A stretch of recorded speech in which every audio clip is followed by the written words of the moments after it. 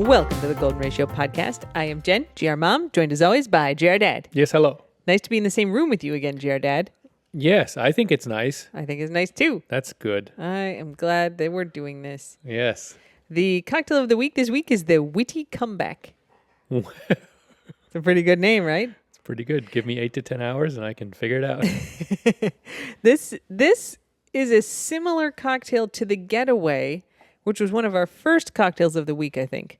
So the Witty Comeback is rye whiskey, Averna Amaro, lemon juice, and ginger simple syrup. Now the Getaway is rum, chinar, lemon juice, and simple syrup.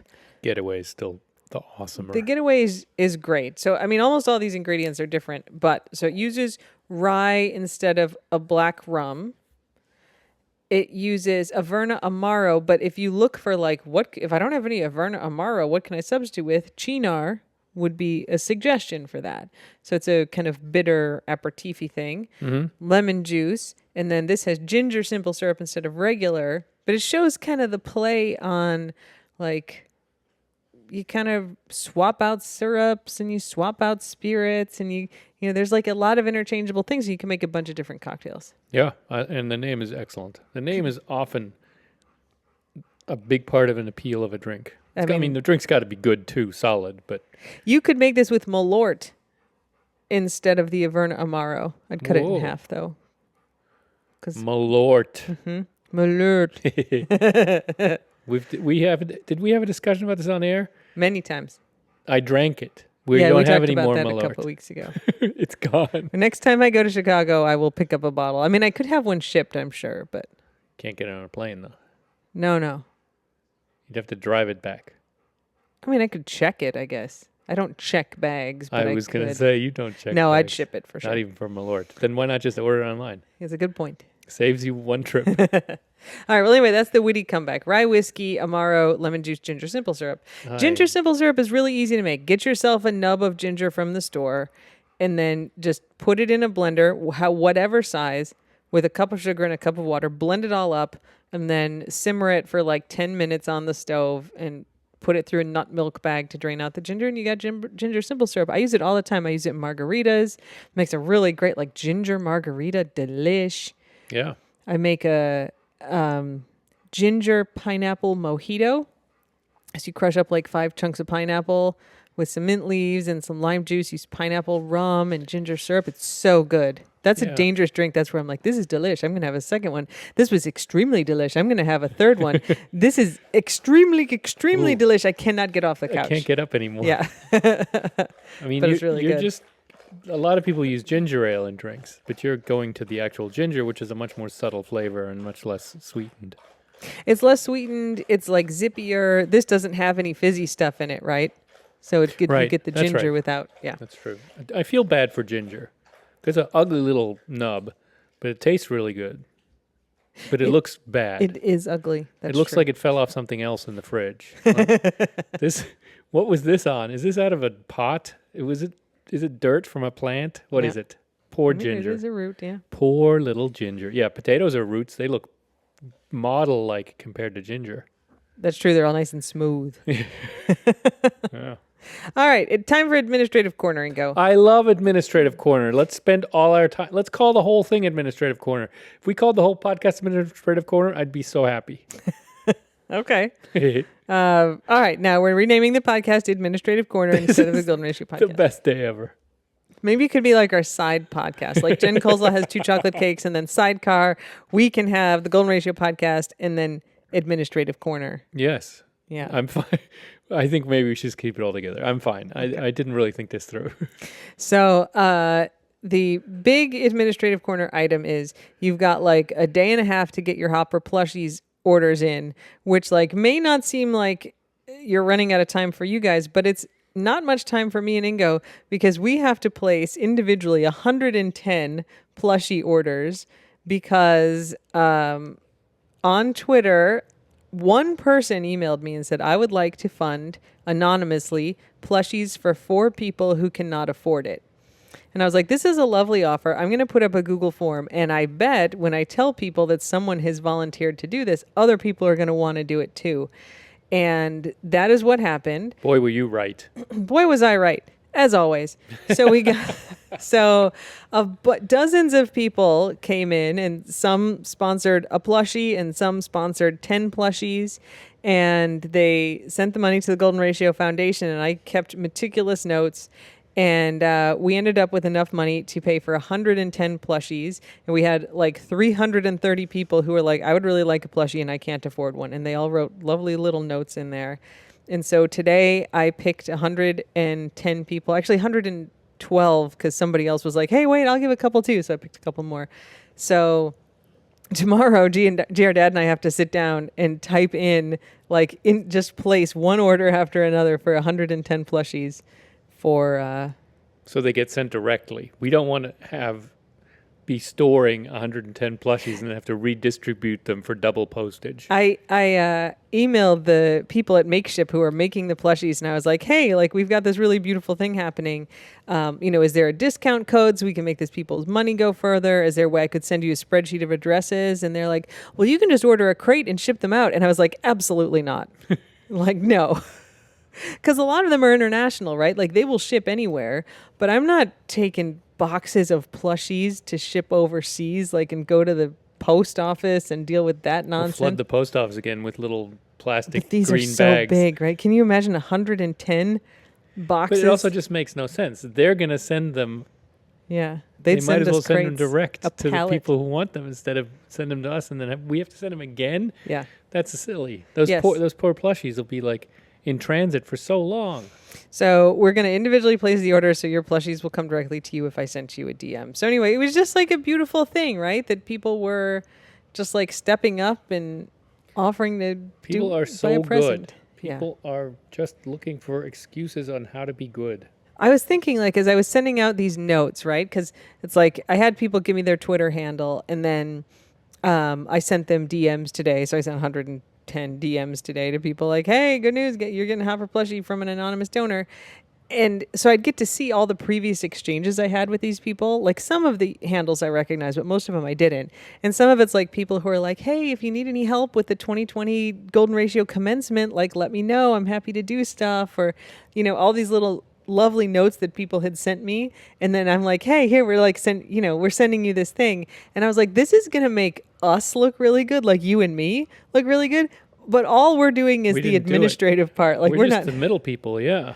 We're just sending out the messages and typing stuff into forms.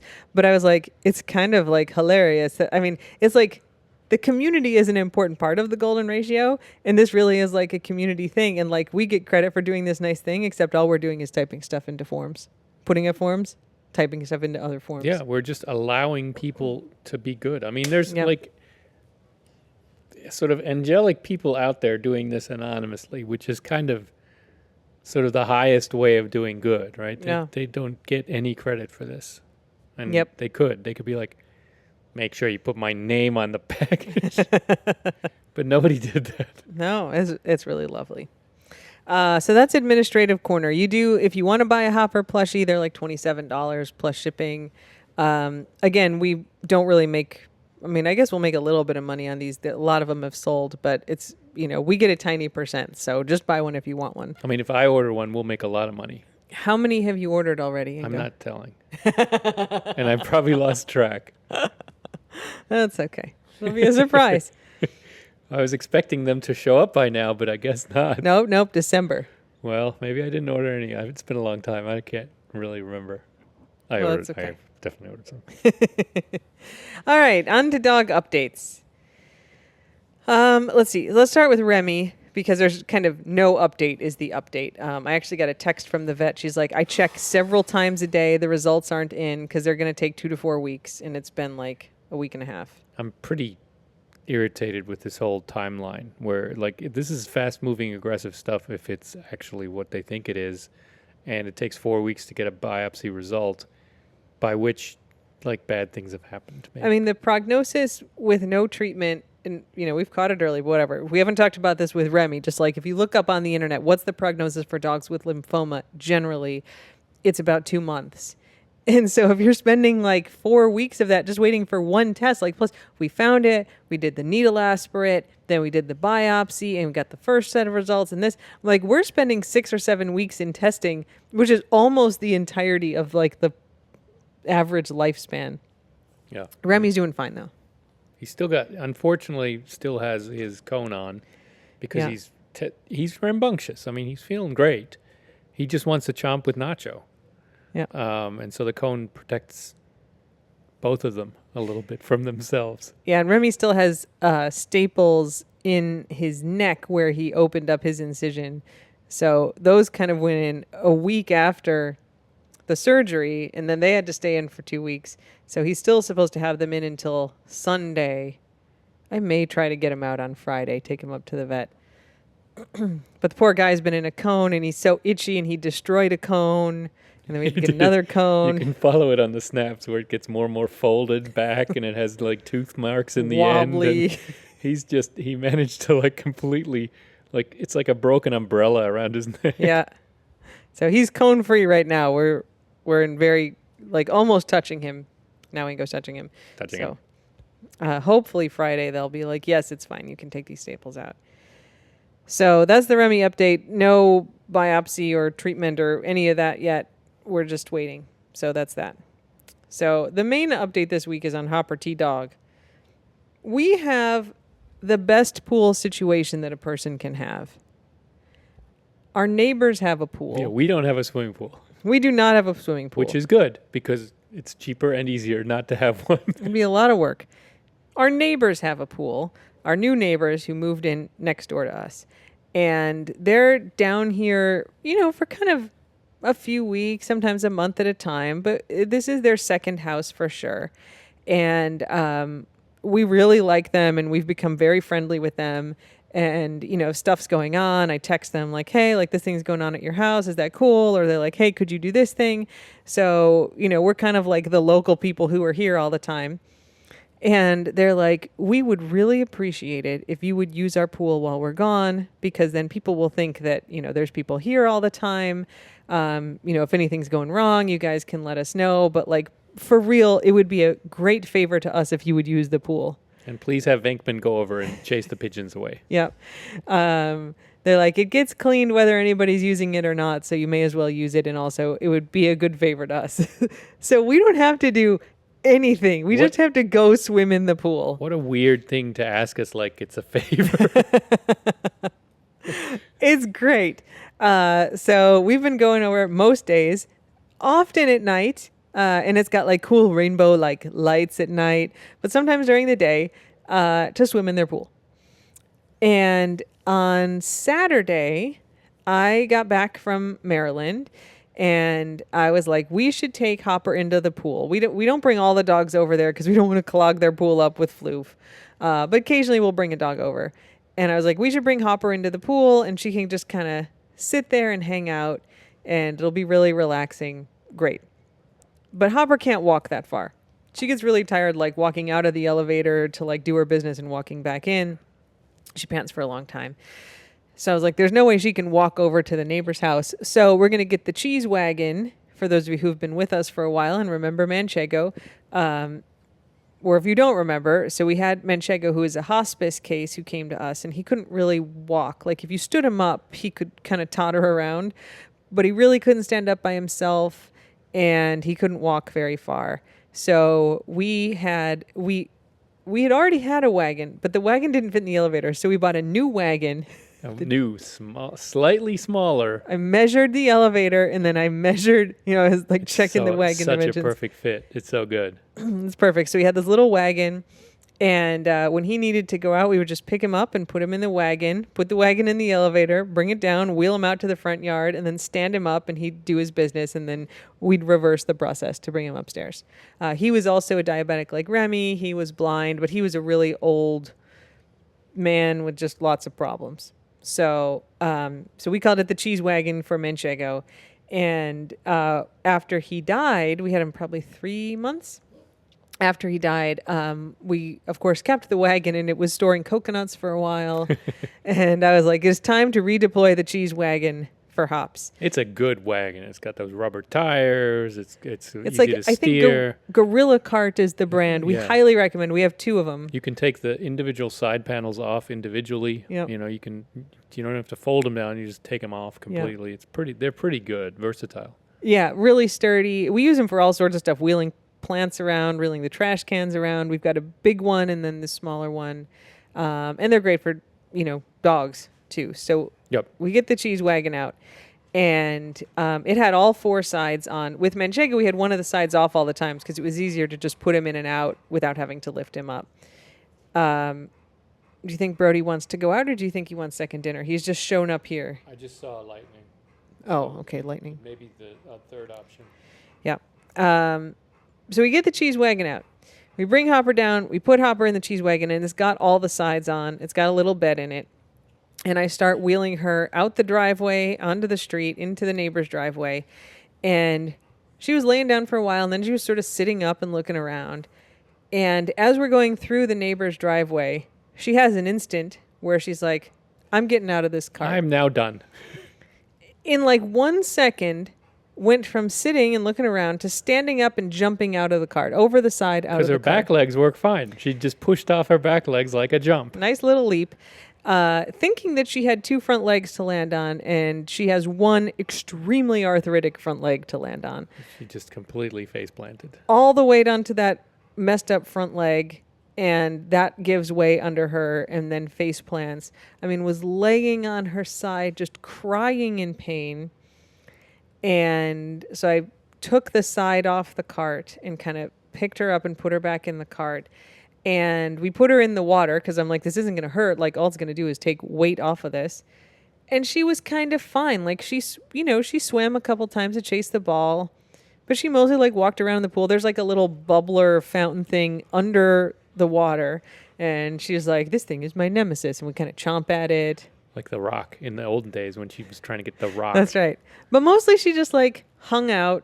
Walked around underwater a little bit for about an hour. Was floating around a lot like we were. Yeah. And so the hours, I'm like, all right, like, we're both pruny, like, let's get out of the pool. And we take her out of the pool, pick her up, set her down, and she can't stand on her front leg. It just collapses and her basically chin hits the ground. Yeah. Kind of all of her legs give out, especially the front one. So I put her in the cart and bring her back. And she has hurt, like, the muscles often in that front leg before, or sometimes in her core, where she'll like go too hard swimming or do something, and then she'll be quite sore. Not that she can't stand sore, but has hurt it before. And I was like, well, she really landed on it this time. And so we kind of laid her down, gave her an extra dose of one of her medicines where she can have a much higher dose than she's on normally. Kind of wasn't better. Tried to get her to stand later, wouldn't stand up. We put her in the help 'em up harness, which is great. You can just pick them up. That's the one Voodoo used to have, the blue one, yeah. Yeah, a lot of our dogs have been in it, but him most recently. So I like put the harness on, put her in the cart, bring her out, and like pick her up and try to set her down. And she wouldn't even like let her legs touch the ground. And so I called the emergency vet and I was like, listen, like she clearly screwed up her leg. She can't stand on it at all. And they were like, well, give her some of this, give it some time. And I was like, I called him back 3 hours later, like, not better. So I brought her in and they did a laser treatment on her. They gave her a muscle relaxant and suggested we could give her some tramadol, which is like a light narcotic. And we have some. So we gave her that and it didn't really help. So by the next morning, she was not any better, and she hadn't peed for about 24 hours. I mean, this was my main worry. Yeah, she hadn't relieved herself in any way, including not having peed since, before swimming, right? Before swimming, so maybe 10 a.m. And so it's now been 24 hours. She hasn't done anything. And I called the vet again, and I was like, listen, like, she's in a lot of pain. We've given her this medicine, but she has to pee. Like, I'm sure she has to pee because she's eating fine. She's drinking fine. Can we bring her in? Like, I don't know if you put a catheter in. Can you, like, do something so she's not just, like, holding it for 2 days? And brought her in. And it's not that they didn't take her seriously overnight, but I think they were like, well, clearly she screwed it up. They did an x-ray. There's nothing broken. give her some medicine and it'll probably be fine. And the next day they were like, this is a real problem. She's obviously in a ton of pain. Leave her here. Like, we will take care of her. So she ended up staying there all day Sunday and Monday and overnight Monday night. So she came home Tuesday. So she was there for 3 days and 2 nights.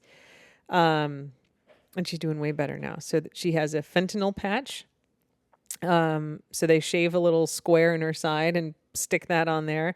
And you're not allowed to touch it because then the fentanyl will come onto you as well. It's all taped down. I keep looking at it, kind of like, wonder what would happen if I touched it a little bit. Just keep going. I want to lick it. I want to lick it. I mean, it's covered up, right? It is. Yeah, it's taped down. It's like one side is fentanyl, the other side is just tape. Tape, yeah. Tape is outward. Yep. But if I licked it, maybe I could get some, but then I'd probably get too much.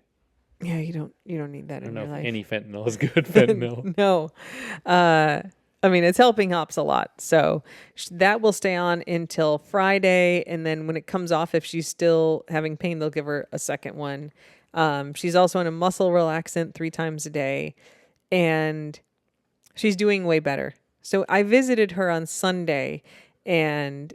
Because the vet said she was crying all the time. She cried. They're like, she cried all night. I know. Oh, they're like, well, she seemed lonely. Like, she seems like she's never been alone. I was like, she's never been alone. Come to think of it, she's always had a Venk around or us. Yeah. Even like in the year before we got Venk, we had like 3 or 4 different foster dogs come through.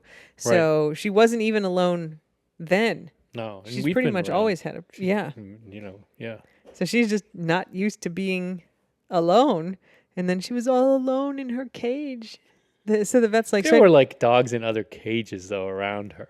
Well, the vet was also there, so she's like, I laid down with her and just hung out with her for a while. I mean, as with so many vets, they're all good people and love animals and wouldn't let an animal just cry if there's any way they can spend time with them. We've had so many vets say, like with Voods in Miami, where they'd be like, oh, well... we put him in his own room. We just put him in his own room. Basically, they probably had him at the reception and were just petting him overnight. Yeah.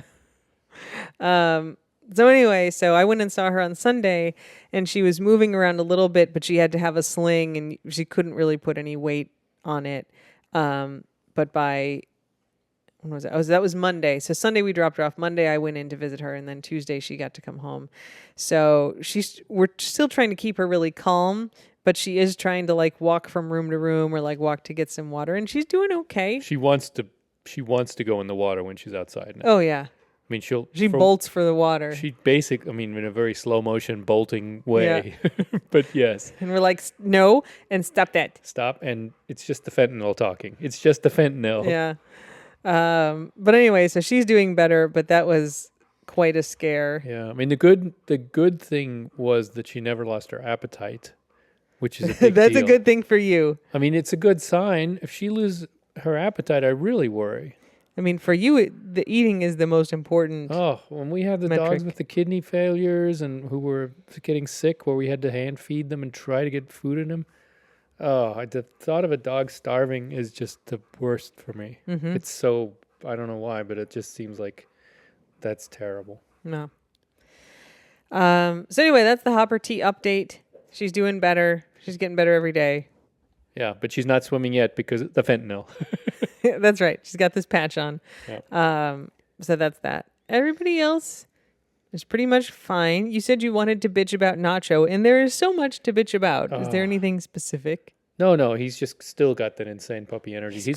He's clearly a good boy. Very good. And he's not mean, and he's smart, but he's also just completely out of his mind about 30% of the time. Where he just like walks around.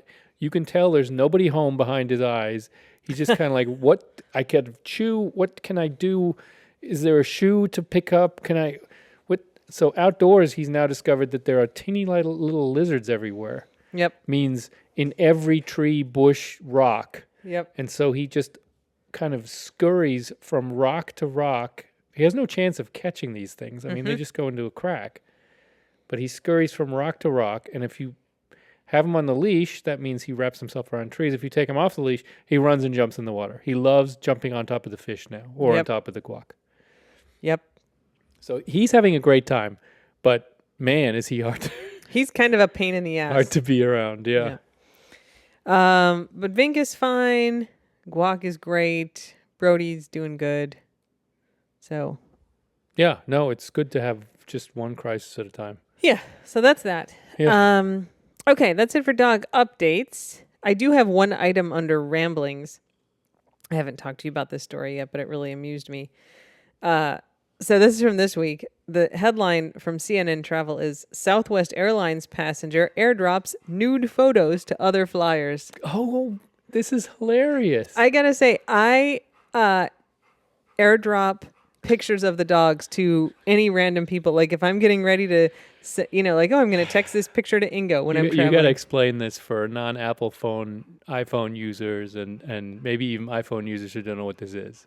I was just about to do that. I'm a genius. So if I'm like in my photos and I'm like, share this photo, I'm going to like send this picture to Ingo when I'm not here, right? Because you want other people to be around for this thing to work. So I like do share, and then it's like, oh, you can send it as a text message, you can send it as a WhatsApp, you can send it to Twitter, but there's also AirDrop where you can kind of just wirelessly directly transmit it to someone else's phone. And we do this sometimes if we're in the house together and we want to send videos to each other's phone, because then you don't have to like text it and download it. It just automatically shows up in their photos. So you can have, and by default, I think most people are discoverable. So if you click on AirDrop, it'll show you everybody whose phone can receive airdropped messages, just receive a photo. And so often, like if I'm on a plane or if I'm in a hotel and I see there's a bunch of people whose airdrop is on, I will try to airdrop a group photo of the dogs to them. And you don't know who it comes from. You don't get any info. Yeah, it's not like a text where there's a number or something. Nope, it's just shows like, up. Do you want to accept a airdrop from iPhone 5? And you say, yes. And then it's like, whoop, there's a picture. I've had people do this to me, maybe on accident. And I got like do you remember this? Like some group photos from like a bachelor weekend or something. Yeah, that was kind of random. It was nothing salacious. It was just like a bunch of bros. But he sent it to iPhone 5 instead of, bro phone. Yeah. Like you often don't see any names associated with the phone. It's just like iPhone. And then you don't know who it is. So anyway, I will sometimes drop pictures of the dogs, and you can reject it. So if someone tries to send you a photo, you can say no. Without seeing it, though. Without seeing it. You're kind of, it's always a little curious to see what it might be. Oh, I always say yes. I always say yes. I always want to see it. Of course. All right. So these people are on Southwest. They're boarding. I thought you said they're bored. Well, I mean, this dude was clearly, maybe he wasn't bored. So they're sitting on the plane. The plane has not taken off. And they're trying to go from Houston to Cabo San Lucas in Mexico. It's a party boat. Party plane. So the pilot gets on the overhead. I need to put like a filter on this to make me sound like a pilot talking on the overhead. So here's the deal. If this continues while we're on the ground, I'm going to have to pull back to the gate. Everybody's going to have to get off. We're going to have to get security involved, and vacation is going to be ruined. So you folks, whatever that airdrop thing is, quit sending naked pictures and let's get yourself to Cabo. So that's what the pilot said. So here's what happened. This dude is probably a dude. Oh, it was a dude because he was in the pictures. Oh, his face? Well, I don't... that's a good question. All right, let me just read you the thing. This passenger shot a video with the pilot saying that, and she told CNN that she and her friends had just boarded the plane when people around her received notifications of files being shared via airdrop. She declined the file, but two women in front of her accepted it, and they showed her the photo. Quote, "It was a nude man that had airdropped himself to everyone." She saw another woman get upset by the photos and report it to a flight attendant, and the flight attendant told the pilot, and then he made that announcement. And blah, blah, blah, Southwest statement about safety and security. And the pilot did a good job. The flight attendant went around to check on everyone. After about 10 minutes, the crew went through its safety procedures and they took off. Nothing else happened on the flight. Some guy was sitting there with a really red face. Oh, he did it on purpose. He airdropped it to everybody. You didn't expect to get busted that publicly with the pilot. I don't think you airdrop a nude photo of yourself to everyone if you don't expect and maybe secretly hope that you're going to get caught. You're Oh, just that's not a weird. dude who would do it. In a plane that you're going to be trapped in for another 3 hours. This is like, there's no escape. You have no planning capabilities. There's dudes on planes who just whip their junk out, like in coach, with like somebody sitting next to them. It's true. There's a wide spectrum of human behavior. Do you follow passenger shaming on Instagram? No. Mm-hmm. What you're explaining is what happens? It's more like people who take their shoes off and their feet are in a lot of places. And don't have socks on? Yes, don't have. I mean, sometimes it'll even be people with socks. I mean, I take my shoes off, but I keep my feet under the seat. I mean, nobody wants feet out on a plane. I take my shoes off. Well, you may be passenger shamed at some point. But you do always have socks on. To myself, and I always have socks on. Yeah. Oh my God, no, I wouldn't do barefoot. There's a lot of barefoot people on planes with their feet like up on. Yeah, my parents have a story about that where they were in some plane and someone's foot got stuck in between the two of them, like halfway up their armrest. My dad still remembers that guy's toenails, the condition of the guy's toenails. I would just be like, get your foot out of my armrest or I'll get it out for you. Jerk face. Oh, they're German. They're just dick like, nose. Don't know what the protocol is here. They'd be like smashing it with something. Just smash on the foot. They would be passive aggressive and be like, strange. My lighter just keeps lighting on this foot. I had one passive aggressive freak out of my own on a plane where I was in coach on a very long flight and the guy in front of me reclined his seat all the way, which I know you're allowed to do, but it's a dick thing to do. And I was trying to type, but like I couldn't even open my laptop all the way. So every time they would come around with like food and stuff, I would violently jerk down my tray, slam the tray down, and then I'd be done. I'd push it in and slam it back up. And the guy was like giving me dirty looks. It's like, I'm sorry, my dude, you reclined your seat back all the way. That's a whole thing, right? With the people who defend their right to recline. Yep. And everyone else who realizes that the way planes are set up, you actually should never do that. I mean, you have a right to do it, but then no. You also got to expect that the person behind you is going to be pissed off, and I have a right to very aggressively open and close my tray many times. And it's completely the airline's fault for building these unlivable planes. But, those battles and the moral rightitude of both sides is an epic battle. This guy I dated for a little bit in college was a real asshole. He was one of those guys who was like, it's not against the law, so there's no reason I shouldn't do it. And there was one time, I was not with him, but he had a car, which is weird. Like most people on campus didn't have a car. And there were two people I know, him and somebody else, who were trying to park. And he was coming, let's say, northbound on the street. And this other person I knew was going southbound and had pulled up to a parallel parking spot. To back in. And was waiting because I think like the car behind him was going around or he was waiting for somebody to pull out. Like he was waiting to back into the spot. And at that time, ex-boyfriend saw the southbound. He's going northbound. He sees the parking spot in the southbound lane, U-turns and noses front in. Oh. And cuts off the other guy. And he's like, I'm allowed to do it. He just couldn't fathom why anyone would be mad. Really? Yeah. Yeah. He's a lawyer now. That's the guy who tried to run me over with his car. There you go. The whole car thing is a problem for him, apparently.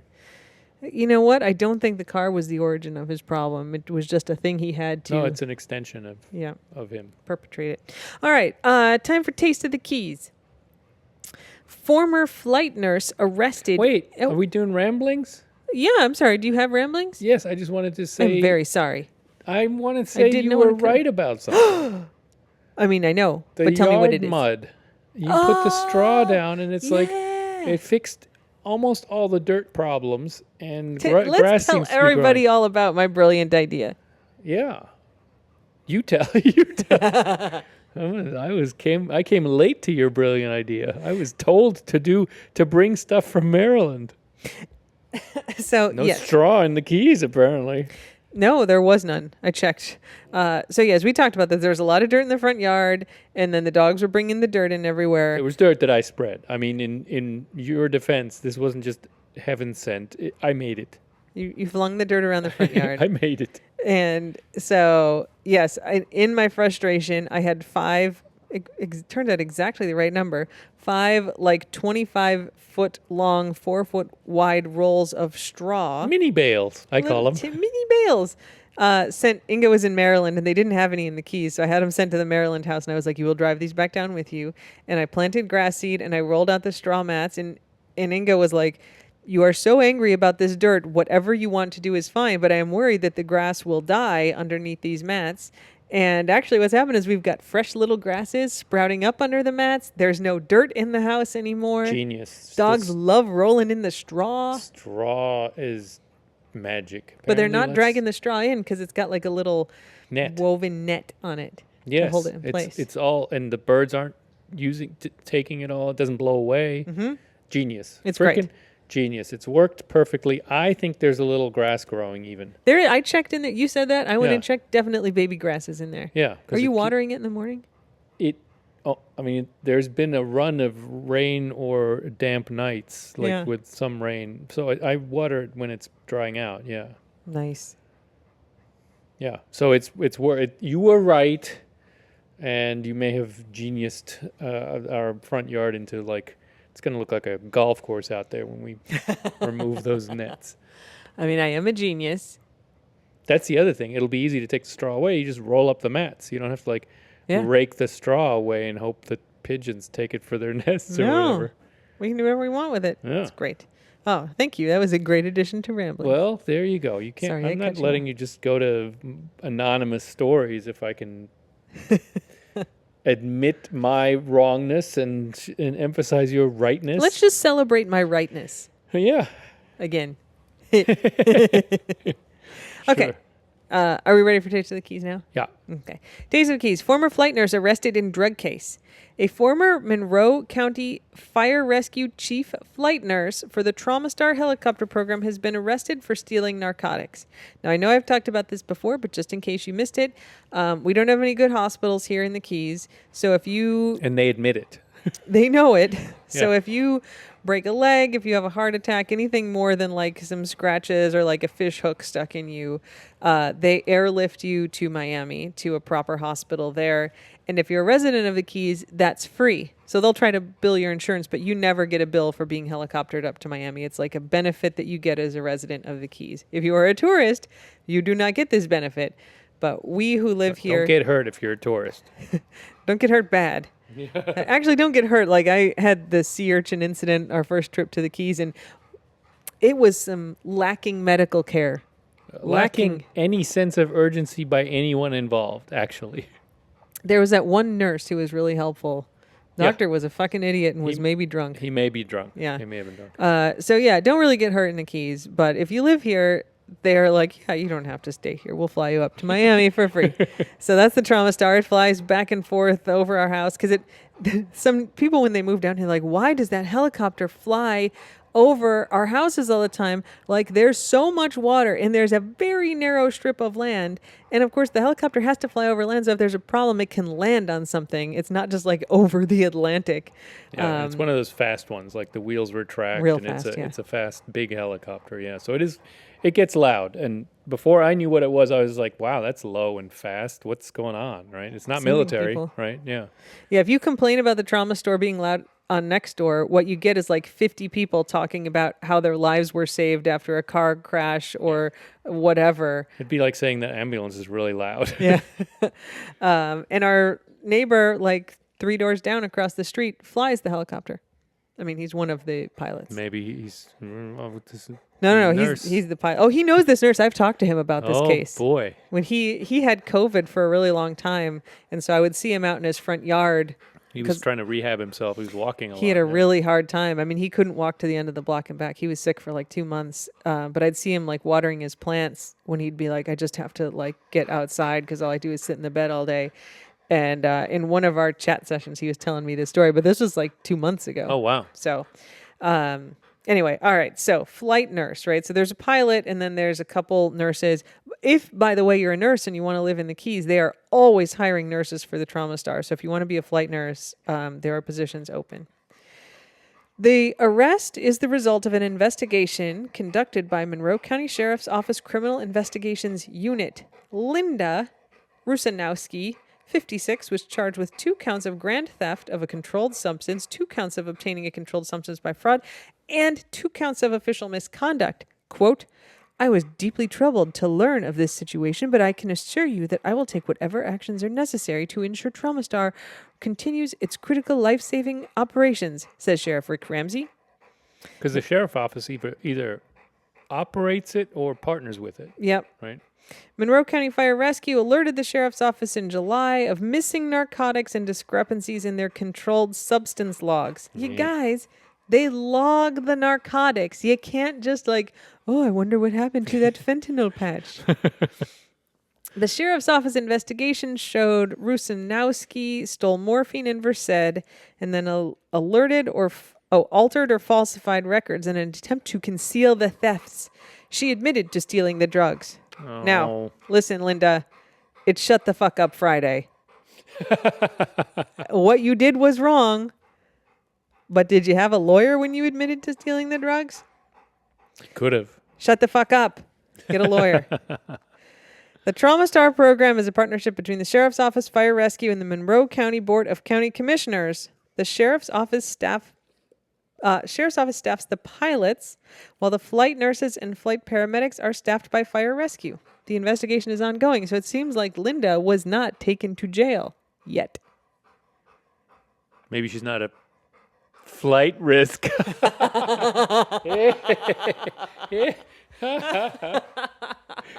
I mean, you can't see this, but he gave me this very meaningful look. Everyone can imagine any sure dad teeing up that look with a genius idea. All right, Ingo, it's time for German Word of the Week, followed by Ingo Corner. Yeah, I used this word before. You used it with me today. Yes, because I couldn't think of an English word. I love it when you do this. I learn more German, and I know what you mean. I knew exactly what you meant when you said this, even though there's something I said Schnitzeljagd.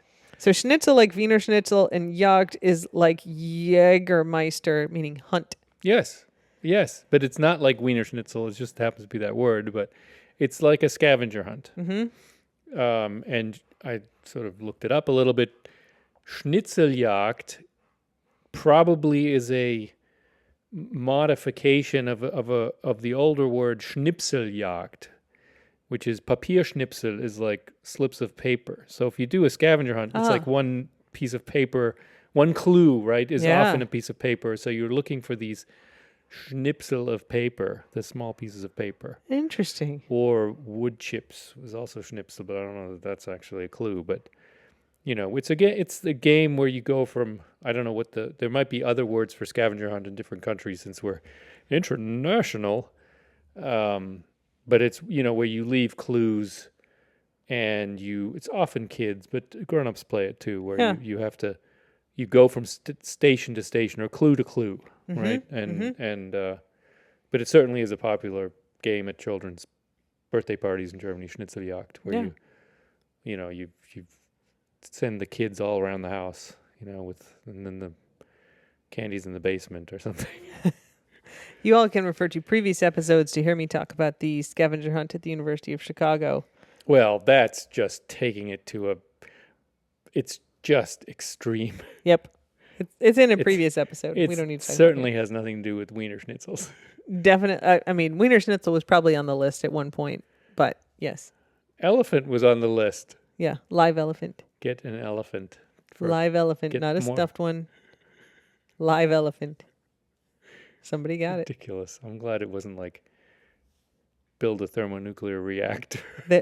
Building a fusion reactor was on the list one year and somebody did it. They built a breeder reactor. I think they should lose, not win. It was on the list. It was like 40 points. I think that's a bad joke. You can build a breeder reactor with the radioactive material from your smoke detector.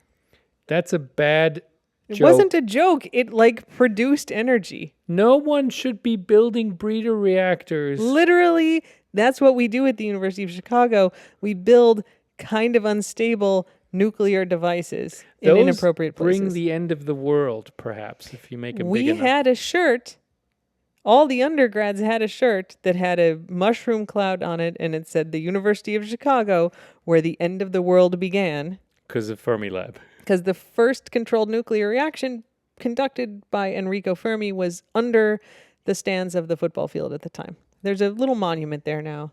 Pretty cool. That's like, some bad shit happened because of this. We have mixed feelings about it, but this is where it happened. You know what's a breeder reactor? The sun. Well, we had you made a little sun. I didn't make it, but one of my teammates did, and it was very small, but it worked. It's not a Schnitzeljagd. That's some kind of other. That's like Crazy Quest. That's mad scientists let loose. Yeah. All right. Anyway, good word. Yeah. Do you want to talk about the Florida man and the rare coins? Because it's a good story. It. Yeah. That can be part of Ingo Corner. Some guy stole a rare coin collection. I don't know, and I haven't read the story, so. I believe it is. He came into it before. He found these coins before anyone lost them. Yeah, that's right. It was 33 presidential silver dollars. Silver dollars. Worth $1,000 a piece. They were very rare. So not $1 each. I mean, on the surface, $1 each face value, but actual value $1,000 a piece for these coins. Yeah, because the things that he stole were valued at like $38,000 or $33,000. $33,000, yeah. Yeah. I think he stole 33 of these And you coins. said he was able to like pawn or fence a few of them for $1,000. He was taking them to Pawn Stars and he was getting $1,000 a piece, and then he got bored with the process of having to do that and wanted his money faster. Only $1,000 a coin. Yeah. So he had like 30 of them left.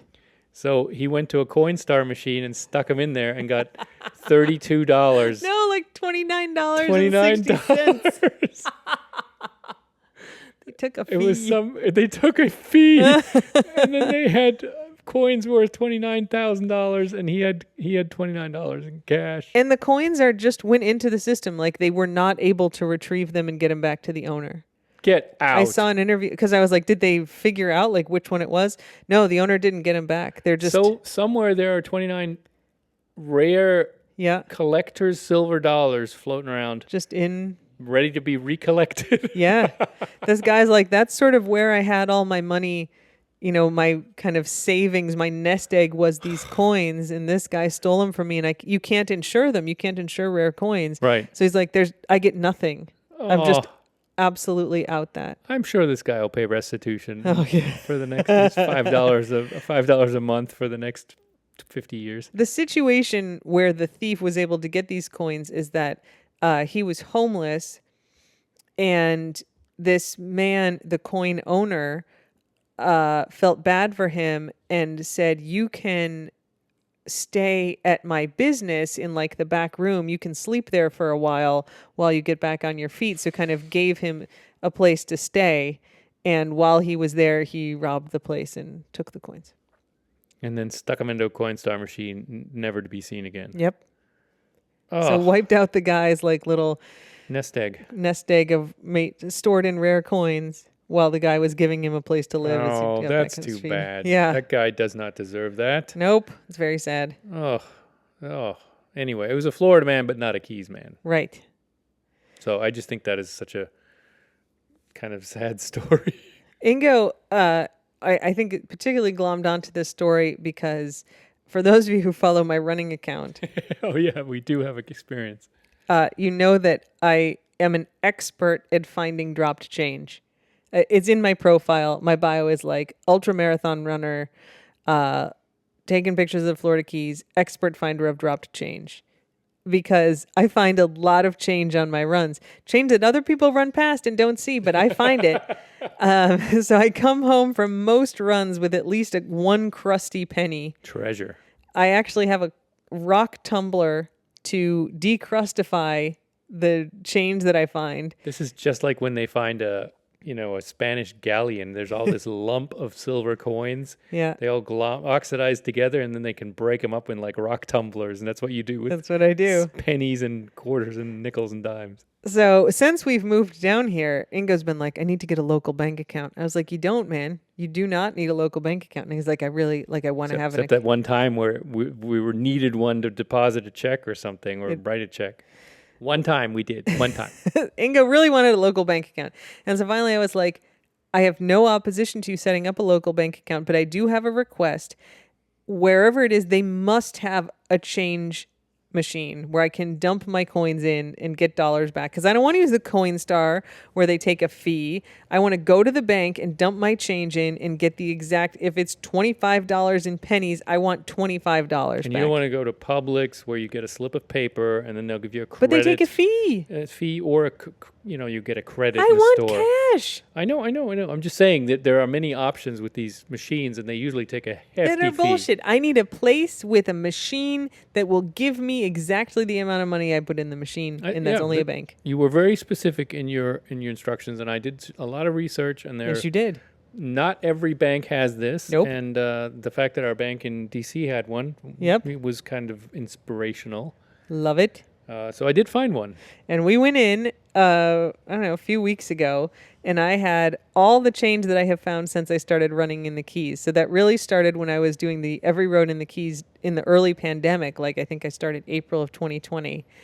And I had all that change plus all the additional change I had found. And all cleaned up and tumbled. And I mean, you had processed this money. Yes. I had to pull out all the like bent in half pennies and, broken off pennies. Like pennies get real damaged. So I had all good change, and we went and cashed it in, and I got like $36. Yeah, it was great. And that doesn't Awesome. include the $4 bills that you found. I was on a run last month, and I found $4 bills.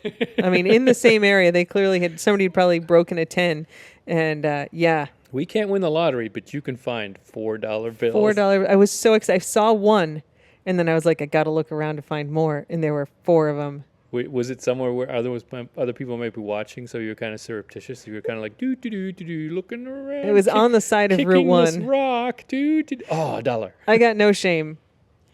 I have absolutely no shame about stopping to pick up You just change. don't want anyone to stop and go, that's my $1 bill that blew out of my window yesterday. Give it to me. So anyway, I do share the love of the coin machine, but that gives this dude 0 points. No, that's ridiculous. My really good friends, when they come down to visit in the Keys, drop change on the street on the way out. They like come visit us, and then when they're leaving, they drop change out the window where you might be running for me to find. It's very. It is a real gift. It's very sweet. Yes. Because I don't need the $36. I mean, $36. No, but you get the joy of finding the pennies, and if you find a quarter, your day is made. Oh, like my week. There are absolutely times in my life, including when we bought this house, that the money that I got, like when we bought this house, I went to our bank in DC and cashed in my accumulated change, and it was like $126, and it was a meaningful amount of money in my life because we just dropped every cent we had to like make the down payment on this house and all this stuff. Cash poor and house rich for a while there. For quite a while. Like we just nothing. We had no available funds, and it's and that was a rarity since I've been like in my professor job. But for a lot of my life, the amount of money that I would get from cashing in my change twice a year made a very significant difference to my budget. Those $36 would have been like in the spreadsheet, like going to do stuff. Oh yeah. So now it's not that those $36 have that kind of impact on my life, but it's like finding treasure. It's like free money that I'm finding. Cash money every day. Cash money every day. We've talked about that. Gotta go. That's an Easter egg from previous episodes. It's a throwback. Anyway, yes, it is like finding treasure. I love finding all sorts of treasures. I have a collection of keys that I have found. Keys to locks. Yes, random keys. Unknown keys. Yep. Marbles. And they're never labeled like in the movies where it's like, safe deposit box at 2300 Oxnard Street. That'd be great. They're just unmarked keys. Yep. I got a whole bunch of them, though. But yes, if I find a penny, my day is absolutely made. So. Yep. All right. Anything else for Ingo Corner? I was going to talk about one. This is more ramblings. That's okay. By me. Where I saw a, I think in Conch Life that was like, something celebrates kids-free celebration. Like the Botanical Garden. Yes, has kids-free celebration. Kids-free Florida Keys. And I was like Botanical Gardens joins Kids-free Florida Keys. Like mosquito-free? I was like, this is great. I can go to the Botanical Garden and there won't be any kids running around. No, and what they meant was it's free for kids to go to the Botanical Garden that day, but it couldn't have been a more awkward, hinky headline that had completely different implication. Kids-free resort means there are no kids at the resort. It doesn't mean kids are free because then it'd be kids full resort. Yeah. Ugh. Kids full cruise. I know. I was all excited. Like you sent it to me and I was like, oh, they're like doing days with no kids. This is great. And then I read it and I was like confused. And then I was like, oh, they just mean more kids. Right. That's more right. kids. More kids for free. Ugh. So don't say kids free if you mean kids no charge for kids. Mm-hmm. Yeah. So that's my little Florida Keys update. That's a good one. Yeah. My corner would just be to again marvel at how nice people are with the plushies, and people like to pay it forward, and people are being very good, and they just need an outlet for being good. Yeah. It's nice. We It's create very opportunities for kindness. Yeah, we didn't create this. This wasn't our idea. We're just like the pass-through peoples. Yeah. We're just redirecting the good, which is fine. We're happy to do that. Totally. Yep. So you guys are awesome. All right. Well, thanks everyone for listening. And until next week, Slava Ukraini. And don't bite anyone unless they ask you to. I'm looking at you, Nacho. Don't bite me. Bye. Bye.